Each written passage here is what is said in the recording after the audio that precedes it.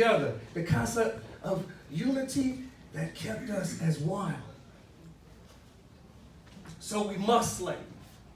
Slave means to seek latitude above every obstacle. If I had to give this message a hashtag or a title, I would say, we've got work to do. We've got work to do. Some of you may not realize this, but our communities are suffering.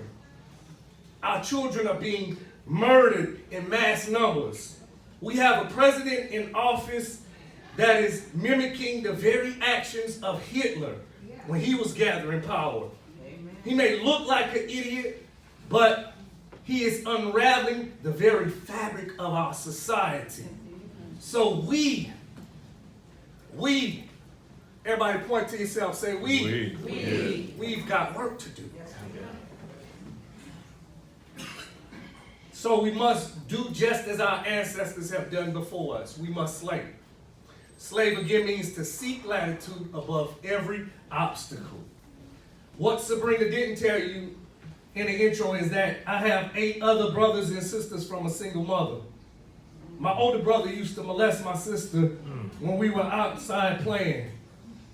We came to Atlanta from the projects of the 9th Ward with 7 suitcases and only the clothes on our backs. I battled with bouts of alcoholism. I've been through 1 divorce, adultery, and am going through a divorce right now. I've been arrested 5 times and just yesterday battled in court over bogus charges of obstruction of justice from a police officer who ripped me out of the car in front of my 5 children as they screamed and threatened to send them to DFACS. You don't hear me. I said, we've got work to do. I find it not odd or happenstance or mystery that we ended up here together, but God has ordained this time and moment for us to get our shit together. Because we have work to do. We've laid idle by while everyone else has excelled together as a race, but no longer have we this luxury. We never had this luxury, but even more now, it's urgent that we educate ourselves and arm ourselves with qualifications like master degrees and PhDs so that they know that we have not come to play, baby. We must know our opponents and use that knowledge to go back and rescue our babies sitting in poverty or our brothers and sisters sitting in prison. The only difference between us and them is that we have not committed ourselves to excellence, preached and practiced unity, or amassed our wealth so that we as a people can survive. Community, we've got work to do. So this is my charge to you young people. This is my charge to you.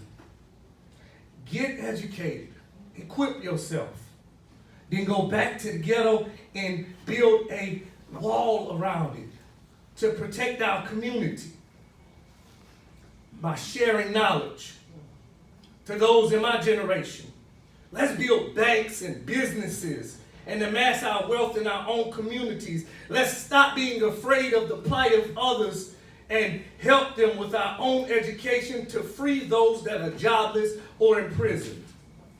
To my seasoned folk,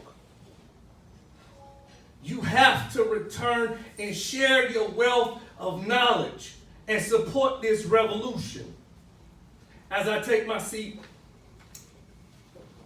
I want to leave you with a poem called Say Something.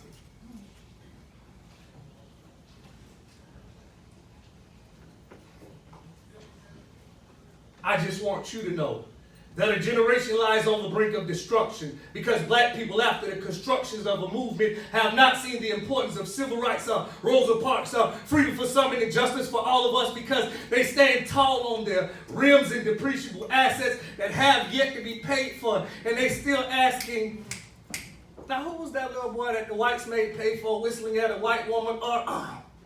Dang. I forgot her name, who took aim at the moon and actually made it. So I'm just guessing that from this statement, we need a word. One that takes root in action like a verb, creating light and clarity in this age of darkness, heartless figures and drug dealers are taking the place of our scientists and inventors, creating a gap that the band can't mentor. So I'm asking that you say something. You know, like you did back in Washington, which caused conditions in Selma to transform from those dangling chains of racism to a true symphony of tolerance and harmony. Say something to get us back. Like you did to militarize the armed forces of black who made out bargaining tools any means necessary. I know that you are listening and can't believe your ears after years of struggles and beatings by those brutes who strangled and mangled your bodies and hung you up like strange fruit from oak, and you choke from all the smoke and poison we place in our bodies to escape the reality of the world around us. We are dying. I mean, perishing every single day because we are blind to deception, causing us to enter into a course without protection, so our bodies are vulnerable. But I bet if you just say something, we'll listen. Anything that will turn our youth back to an age of innocence. Tell us something good. Tell us that you love us. Because our parents don't. Our influences are not positive, but it is certain that I'm going to jail because I'm a trap or die, nigga. Been learning it since I was small, wrapped up in a message without sense or a cause. So I'm asking once again, are you listening? Are you listening? Please say something.